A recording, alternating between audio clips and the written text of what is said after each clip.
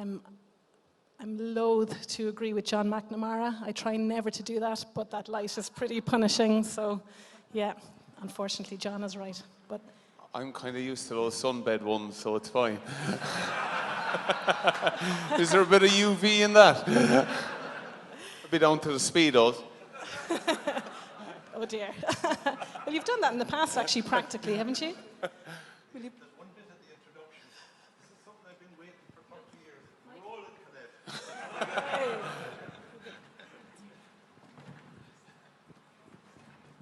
And, there we go.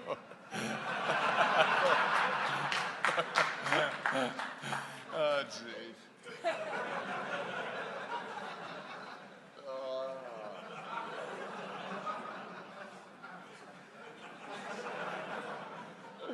Oh, stop.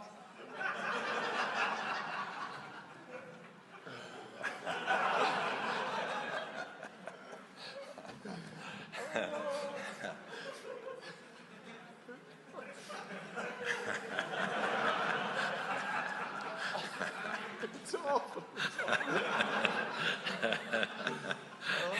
He'll kill me afterwards. Believe me, Michael, that wasn't your fault.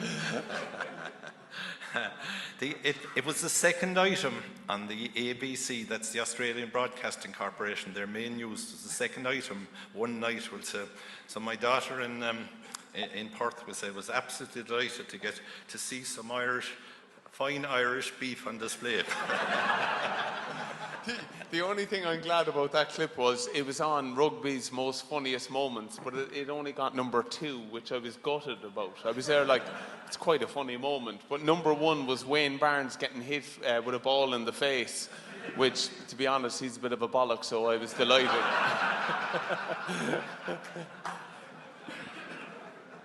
On that cheerful note, let's try and start. Okay, excellent. Thank you so much. I'm sure Mike should be running later. I believe you're probably quite good at rugby tackling, so I'd get out there quickly if I could. I'm just putting a timer on there because I know that what an opportunity to speak to an amazing, outstanding elite athlete, not only a brand ambassador for the sport, but for Ireland as well, of course, travelling all over the world. We are at the Positive Farmers Conference. We've spent 2 days, Donncha, discussing about how to perform well under pressure, under change, and all of those ideas. So what I would really like to tease out, I will be speaking to you again about transition, but what I would really like to tease out is, sport or military, really good extreme examples of how people behave under pressure, really good examples of how you need to have great detail to perform when things are tough. So they're the kind of questions I want to speak about, but I will relate it back to the last 2 days and to various speakers who have been here. So I suppose one of the things that we look at when we're looking at performances, we can talk about big lofty goals like we want to win the World Cup, we want to win the Six Nations, but there's so many details that go into doing that. Now that's the exact same with the high performance dairy business. And it can often be the small things that it falls down on. So I was just wondering, are there a couple of, we call them process goals, are there any little things that might have been overlooked that actually, when you do that badly, it affects the whole system? Yeah, absolutely. No, like we used to do goal setting, and it used to honestly take maybe 3 minutes. We would just go win the Heineken Cup, win the Interpro, and win the Celtic League if we're in the shake-up, and it was in that manner. But it wasn't until we started getting some incredible outside influences, and we were really lucky to get the likes of Jim Williams from ACT, guys like John Langford from ACT as well, Doug Howlett, and they would make us actually bring it right back. To that point, we were getting there, but always falling short, because it was just this, we didn't know how to go about it really. So they were like, how do you win a Heineken Cup? And you win a Heineken Cup by having brilliant defense, incredible attack, and unbelievable discipline. So they're the 3 little things that popped out of it. Okay, how do we have unbelievable discipline? And then when you start looking at your environment, small little things really mattered. Like people leaving water bottles around the place, lack discipline in our dressing room. People arriving not on time, people wearing the wrong gear, people, I know it might sound small, but in an 800 meter rush test, cutting a corner on one side of it, that is the discipline that will leave you down on the biggest day if you don't ingrain it day by day, every day. So we used to make a massive push on what we used to call them our rocks, and there were things that we'd always kind of go to, and discipline was always one, and it was the discipline to do the simple things really well. That was a massive push for us, that no one would outwork us on the stuff that took zero talent. And that's a really hard thing to kind of say, because you're kind of telling everyone you're going to outwork them.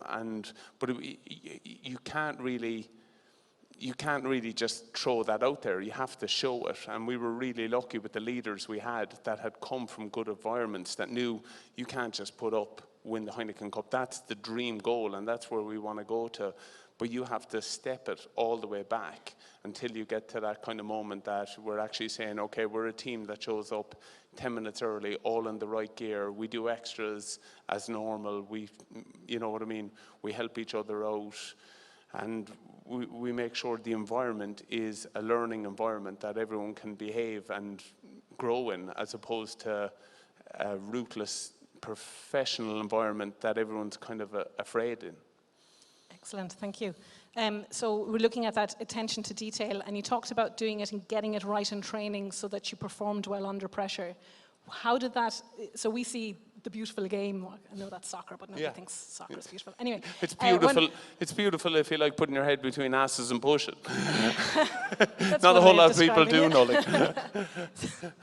Okay, so in looking at what we see, and we see it, anything done well looks so simple. We had it today from Matthew Gunningham, that a simple system takes so much detail and complexity behind it, and then it runs well under pressure.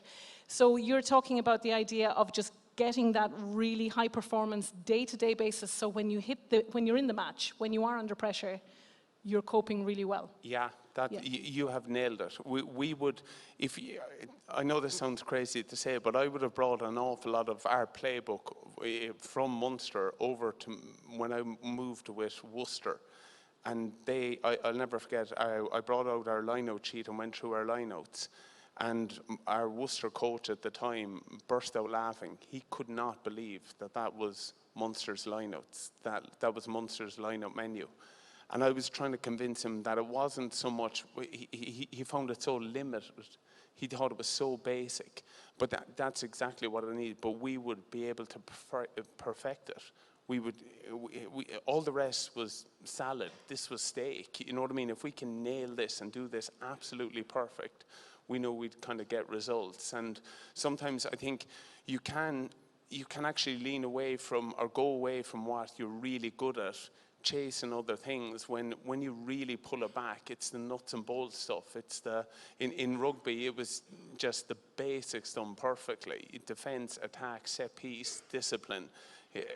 Yeah. But all of a sudden, in different environments, they want to come up with brilliant backs plays rather than spending 20 minutes doing clear outs on breakdowns, which is a fundamental, really important part. And you can build everything off the back of it. But everyone wants to put the cherry on top before doing the graft. And I just found that was something we were really, really good at, was just basics done well, perfectly under pressure. And to be fair, we were really, really helped by our coaches, especially Declan Kidney, maybe Alan Gaffney at the time.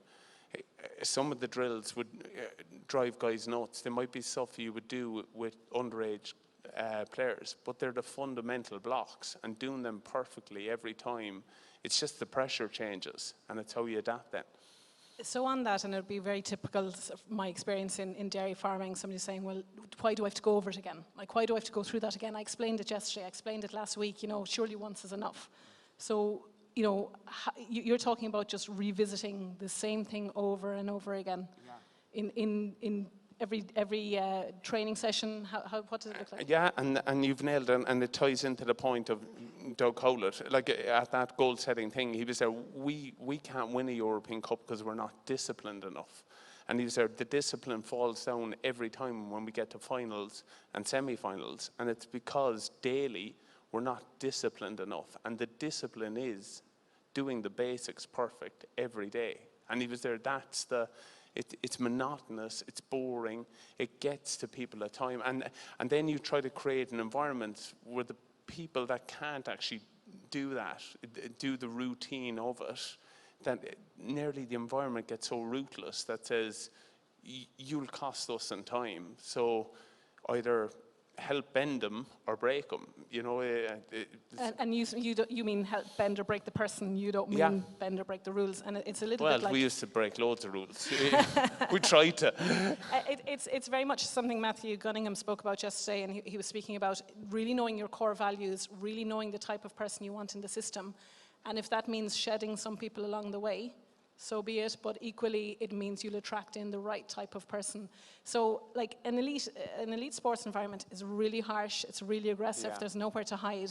I guess we could ask, like, what's the risk between, you know, seeking you know, high performance and almost bullying or you know, how is that managed, how is that regulated? You'd have a better judge of it than me, but I know that is a very, very thin line, and it's hard to get the balance and act on it, because everyone's so individual that, you know, some people like radical candor or honest feedback. I remember my time in Munster, they used to do this thing called the positivity sandwich. So they'd go in and say, Donncha, you're brilliant at lineouts, you're really, you know, good at those, you're terrible in defence, but then you're great at breakdowns. And I kind of got to the point where I was there, I have no interest in the pieces of bread, just give me the meat, you know what I mean? Just absolutely. and leave me know straight away, you know, where I'm going with it. And we just had that conversation briefly, but one of the interesting things that from my own research and study with, I was lucky enough, my supervisor was one of the lead mental thinkers in mental toughness. And what's of interest when you look at mental toughness is that elite athletes are no better than average in terms of their confidence and abilities, and that's what makes them elite athletes. Yeah. So if I have 100% confidence in my abilities, I'm not receptive to feedback, I'm not going to take on more information. So, but with that, if I'm lack confidence in my abilities at any point, well then I'm at some point maybe dealing with demons, and given the high performance that you are working at, I'm just wondering, what were the kind of strategies you used? So for people in this room maybe who are striving to do something different maybe in their area and maybe beginning to doubt themselves, or they, you know, their neighbour says, why are you doing that, or are challenging what they're doing. What are the kind of strategies that you were able to use or that you found useful in that scenario? Yeah, just on that note, we used to find, we did tip the line of what side we'd come down on it, but the biggest area and the biggest difference was when it was coming from someone that absolutely cared, not only cared for the environment, but cared about that person that they're trying to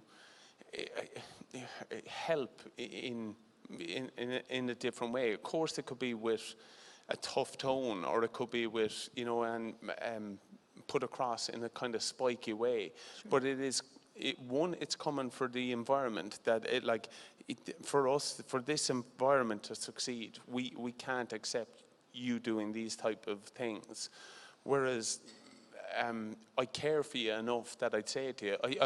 The best way of telling about it is an example.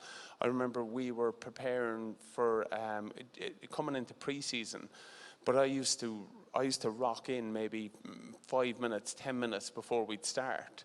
And I'll never forget, Ronan O'Gara pulled me at the end of a session, and he was there, how can we push on as a squad when you come in here 5 minutes before it? You do absolutely no extra prep.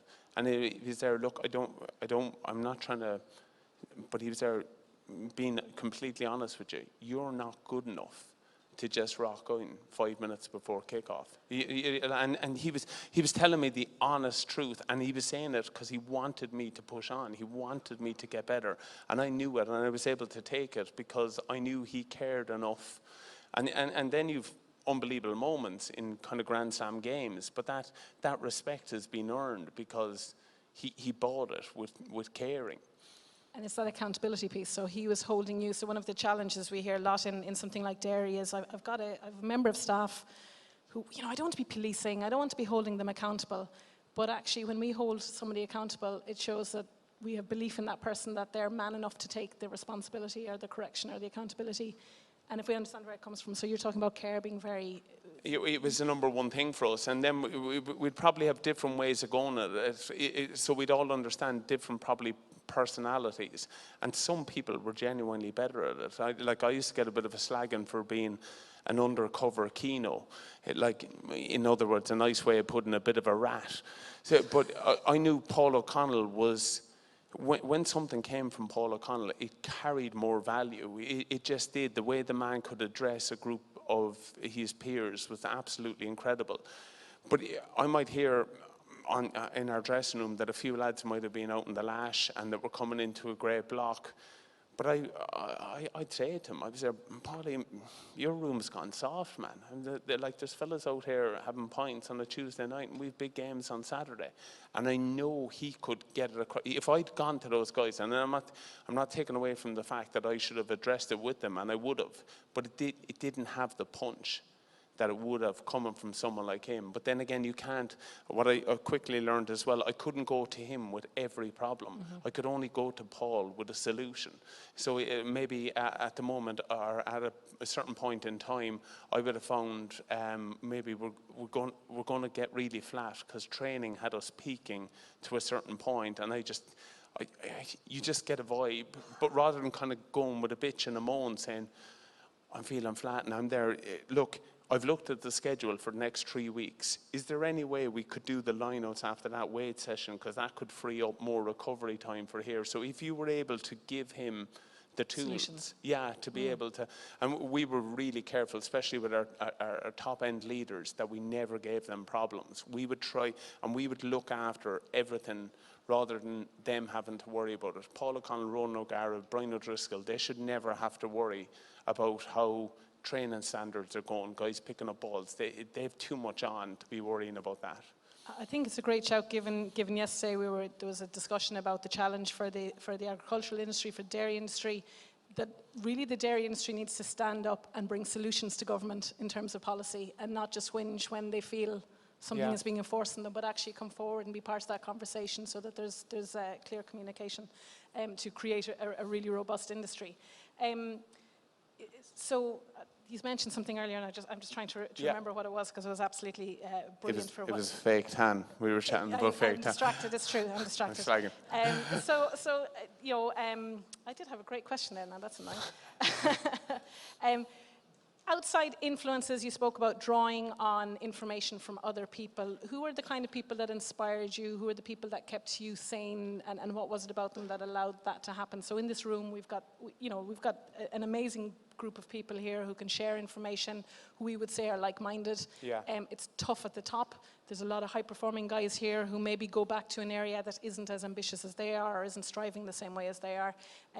How did you manage that, or how did you cope with that? Yeah, if I'm honest, I was ruthless for stuff like that. So if I knew someone probably had a knowledge or a capability or a way of doing something that we didn't have, I made a bit like Roger's line. I knew I wasn't good enough to hope it would happen. I would have to make the phone call. And I was lucky to be in a dressing room that was full of people like that would have no problem ringing someone. Like Brad Thorne is the perfect example. He was the second row, played with New Zealand, played with Leinster for a while, but he was he was an aging athlete when an awful lot of us were coming into it, and he was ripping up trees.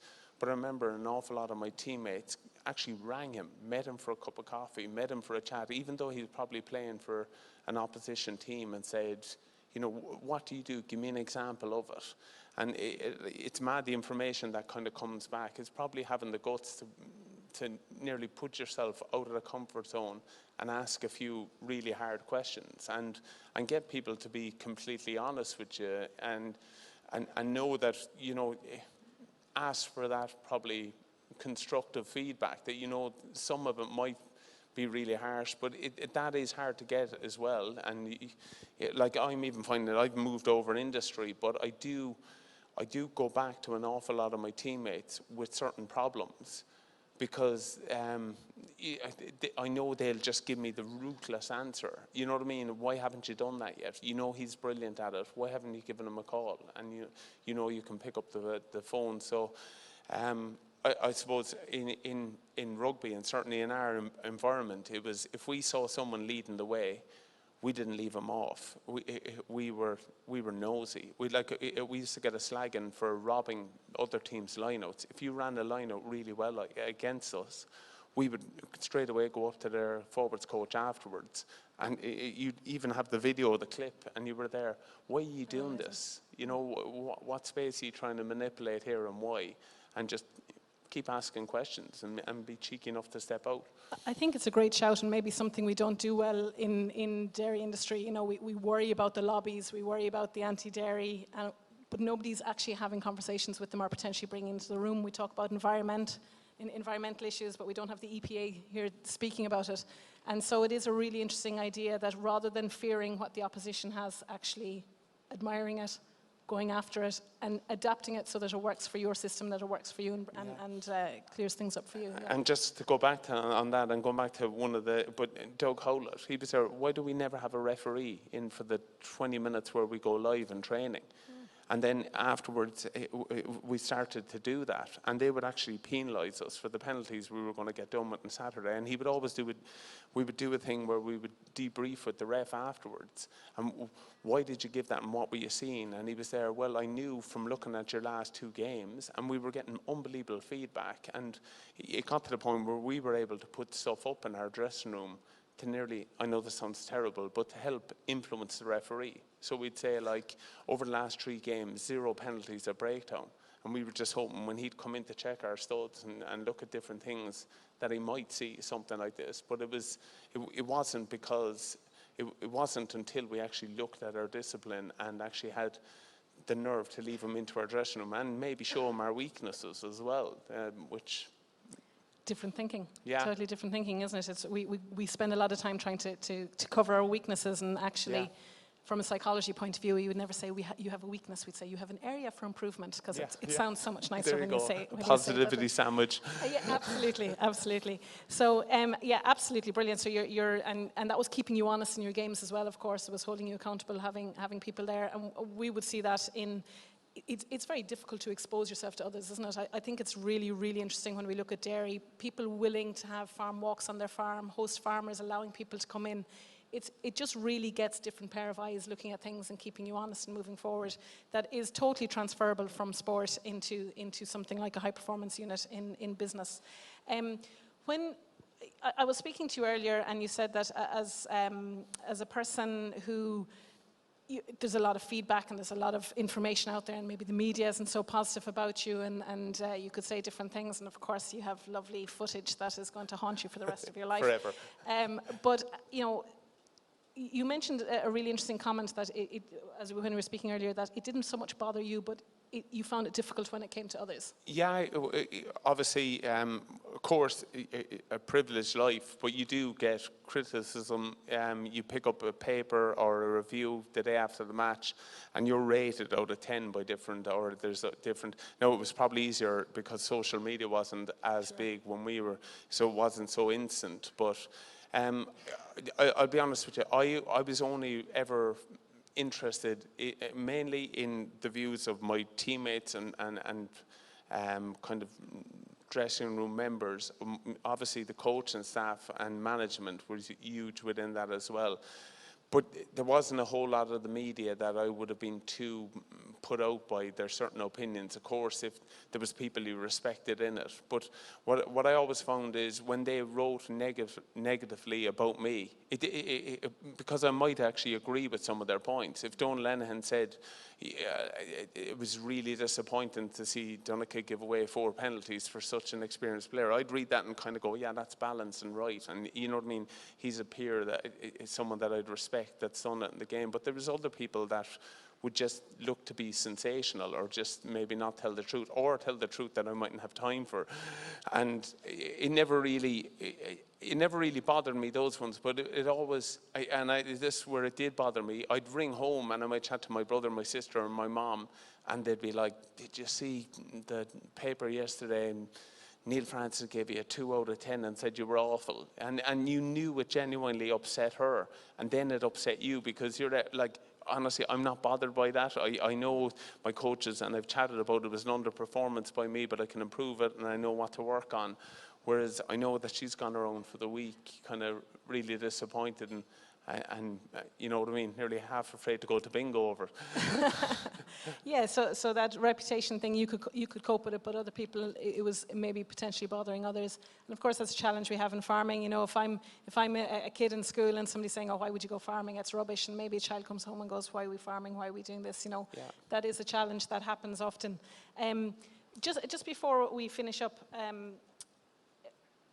when you're looking at elite sport and you know, that challenge, that drive, that push all the time, we talk all the time about what you did, what you've achieved, how you got there.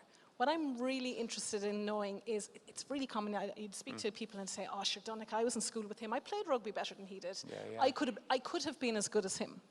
And one of the things that isn't often explained is the sacrifice to get there. So we talk all the time about what you did to get there, but what were the kind of things that you missed out on? So I hear things like, I missed my brother's wedding. You know, you meet athletes who really did take a hit along the way. Or maybe you're so busy striving for the next medal, the next pot, the next goal, that you maybe never quite appreciated. You weren't mindful enough to go, God, this is an achievement. We need to live here for a moment and just enjoy it. I'm just wondering if you could speak about enjoying the achievement, or did you get that chance? Yeah, I suppose that's the area I would look back with a little bit of regret. I wish, and everyone says it used to drive me crazy the day before a match, someone going, go out and enjoy it, and you're there. I'm playing against South Africa. They're going to look to kick the shite out of me for 80 minutes, and you're telling me enjoy it. You know what I mean? But I do wish that I could go back into that dressing room in the comfort of knowing, I know this might sound a bit arrogant, cocky, but that we were good, that we were really, really good. Instead, we used to always play on this kind of bitter and twisted. We'd look for every paper, who said something about us, we'll show them. Whereas I'd love, with the benefit of a bit of hindsight, like, what a room. And I swear, I'm not chatting about the talent of the players. I'm chatting about their character, their values, what they stood for as men. We had incredible men in our dressing room. It was phenomenal. And you couldn't have asked for better people to have in a room, and to look around and just appreciate it and go, yeah, like, why shouldn't we push on with this group, and why wouldn't we try to have kind of more incredible moments? Because everyone lives in, you're right, no, like, the sacrifices is nearly the measurement of everyone. It's the currency you pay to get into that room. So everyone is sacrificing so much. And you mentioned it, like, you're right, I missed a brother's wedding. I remember being on the phone to my sister. My nan passed away when I was in New Zealand for the Rugby World Cup, and I actually couldn't believe that she was taken back by the fact that I wasn't coming home for the funeral. Like, I was there, she doesn't really know me at all. You know what I mean? But it's that ruthless mindset of that you kind of get into a little bit as well. And it was probably one of the reasons I ended up packing up rugby. So myself and Jenny, we 4 kids, but Jake, our little boy, I was, the way it had gone with with Worcester, one of our kids started chatting like Peppa Pig. So we were there, not a chance of it. Like, you are from Cork, you are getting straight away home. I want to hear, all right, how's it going, the story? As opposed to, can I get a glass of water? I was like, oh my God. We've got a large English contingency here, my apologies. Well, apologies to all the English, but I was there, like, she can't walk around Cork like this, so they straight away went home. But I was going over and back and commuting, and it was one day we were at home, and Jake dropped his dummy, you know, the suitor, and he dropped it down the back of the couch, and I'll never forget it, because he went, Dodie down the, and I did not absolutely understand anything he was saying. I couldn't, and I was getting frustrated. I was there, what's wrong? And on block, the whole rest of the family, Jenny and the 3 girls, just went, his Dodie's down the back of the couch. They all exactly knew what he was on about. And I was at that point where that there had been enough sacrifices to that point that I wasn't going, at that point. And I remember that was actually a big moment where I was there, I'm done. You know what I mean? Finish out the year, and like I love them and I loved making them, but there comes a point as well where they kind of run their course. But it's probably identifying that everyone is making them. It's just probably something you have to do, but it's I know this might sound mad, it's probably enjoying it, and that's a bit I didn't probably do. I wish I'd enjoyed it more for what it is while you're in it, because it's a great time. I think that's an absolutely fantastic comment about we're so busy chasing the next goal, and it is a challenge. It is a challenge with a room like this where we're incrementally, we're going for the next piece, the next improvement, and we may lose sight of what we have now, and to enjoy that, I think that's really, really important. You just discussed transitioning away from your sports career. We're going to change speaker for the moment, and then we're going to ask you to come back and have a little, because you've had that split career in the sense of you're the athlete and now you're a civilian, we might call you. So it's maybe some of the challenges there, and maybe we could impart that, because that's always a challenge for the dairy industry, people wanting to be able to remove themselves successfully to allow the next generation to come on. So I'll hand over to Michael.